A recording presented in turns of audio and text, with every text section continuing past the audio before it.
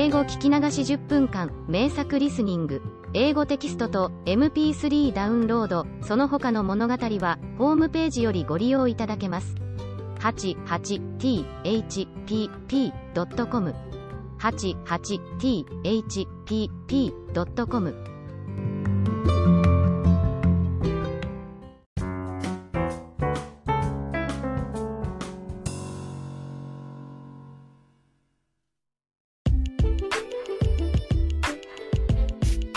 I happen to find a conveyor belt sushi restaurant in the city where I often go shopping. For those who aren't familiar with it, let me explain what it is. Conveyor belt sushi is a self-service system to serve sushi on a narrow conveyor that winds around the restaurant. Sushi is put on a small plate by 2 pieces, or by 1 piece for an expensive kind, and those plates are continuously moving on the conveyor.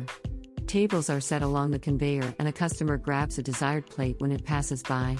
Usually it costs $1 per plate and a customer pays according to the number of their empty plates. Tea and condiments are free. I hadn't eaten at a conveyor belt sushi restaurant for years, and during my absence, it has made remarkable progress. The place I got in was one of the major chains and had a state-of-the-art system. For a customer who wanted to order a kind other than what were going around on the conveyor, there was a touchscreen display above each table. It showed a huge variety of sushi, and all I had to do to place an order was just select and touch. An additional, express conveyor was running above the normal conveyor, and the plates of my order were riding on a miniature bullet train. The train appeared from the kitchen, running fast on the additional conveyor, and stopped at my table. After I picked up the plates from the bullet train and touched OK on the display, the train went back in the kitchen. I had never seen anything like that. The place fascinated me entirely. It was spacious and clean with a modern, westernized atmosphere, Western background music, and a booth. Eating was done without seeing people working there except when I entered and when I paid. That I didn't have to watch a hard-headed sushi chef was so comfortable and felt free. And the variety on their menu was amazing.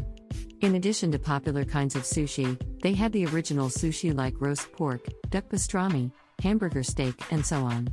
It wasn't just sushi coming on the conveyor. They had different kinds of miso soup, tempura, fried chicken, and desserts. Above all, almost every plate was only $1, so that I had as much sushi as I could eat. It was so exciting to spot my favorite kind on the conveyor and see its plate moving toward my table from the far end. It's also thrilling to see if other customer might pick it up before me. The bullet train was extreme fun. I enjoyed even watching it carry other tables' order and passing through my table with a small wheel sound. I touched checkout on the screen display when I finished eating. A server came to my table and counted the empty plate I stacked up high. I received the bill and paid at the cashier. They didn't take a credit card and accepted cash only. The payment method was terribly low-tech somehow. While I wish to eat there as often as I can, my partner said he couldn't because he felt dizzy as he watched so many sushi plates coming and going around him.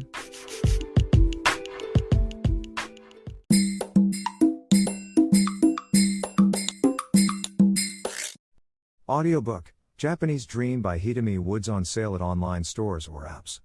Apple, Audible, Google Play, Nook Audiobooks, 43 available distributors in total.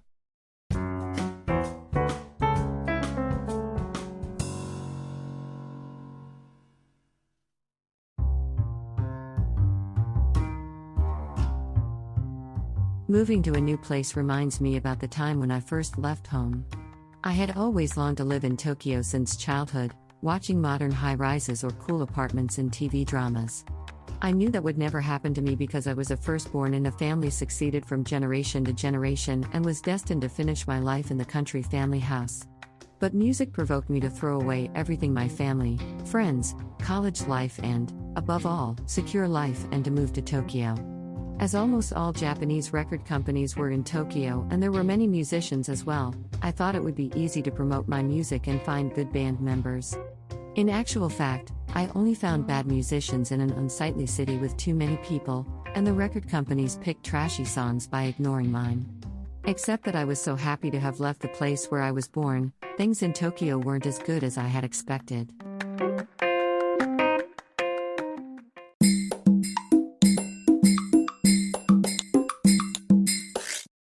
Audiobook, Japanese Dream by Hitomi Woods, on sale at online stores or apps. Apple, Audible, Google Play, Nook Audiobooks, 43 available distributors in total.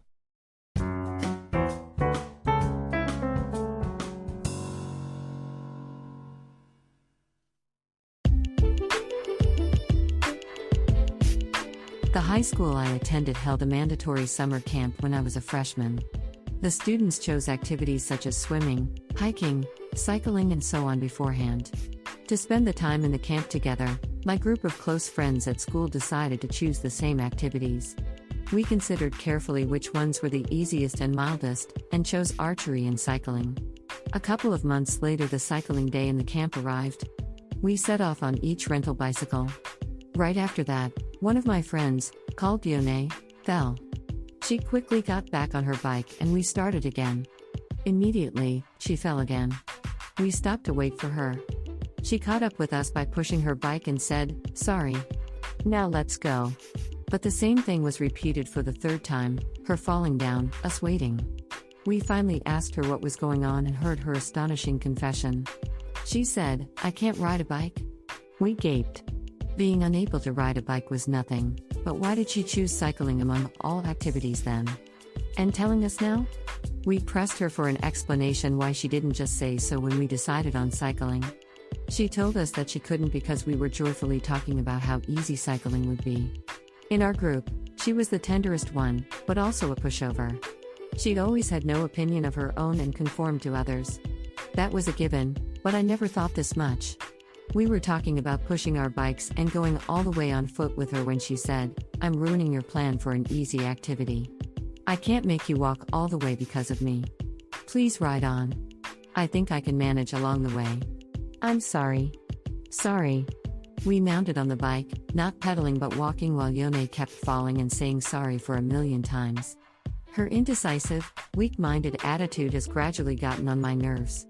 A girl of other group whom I had barely talked before pedaled back toward us. She had something to ask me.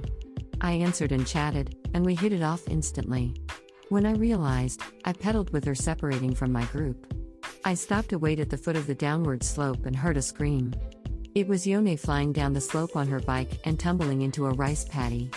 Other friends were chasing her and pulled her and her bike out of the rice paddy. Covered with mud, she was saying sorry again and again. As a thoughtless teenager, I pedaled away with my new friend. When I thought about Yone again some miles away, the chain on my new friend's bike suddenly snapped. While we were struggling to fix it covered with grease, Yone and other friends of my group caught up with us. By then, Yone was all over scrapes and mud like a cartoon. We ended up pushing a bike and walking together. A teacher came to us from the goal and reprimanded us, as we were incredibly late. On the bus heading home, my friends blamed me for being so cold-hearted that I had deserted Yone. But Mudcake Yone herself didn't blame me but kept apologizing to me instead.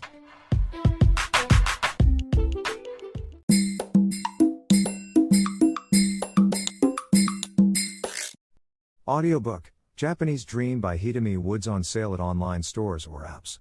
Apple, Audible, Google Play, Nook Audiobooks, 43 available distributors in total.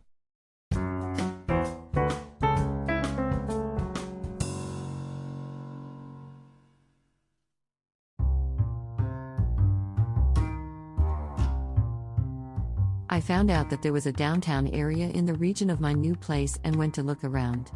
It was a 20-minute train ride from my apartment. According to an online map, a shopping mall building was right next to the train station, but further information wasn't available anywhere on the internet. When I actually got off the train and stood at the station, my jaw dropped. A shopping space that had been called a mall on a map was a one-story shabby building with few stores. It was like a swap meet, rather than a mall. The main street in front of the station seemed to be caught in a time warp.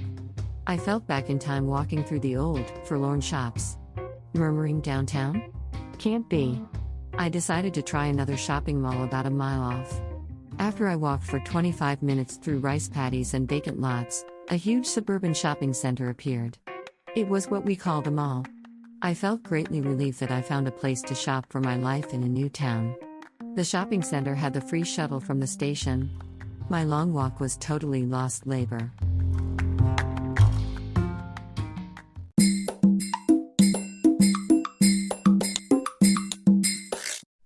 Audiobook, Japanese Dream by Hitomi Woods on sale at online stores or apps. Apple, Audible, Google Play, Nook Audiobooks, 43 available distributors in total. 英語聞き流し10分間名作リスニング英語テキストと MP3 ダウンロードその他の物語はホームページよりご利用いただけます。88thpp.com 88thpp.com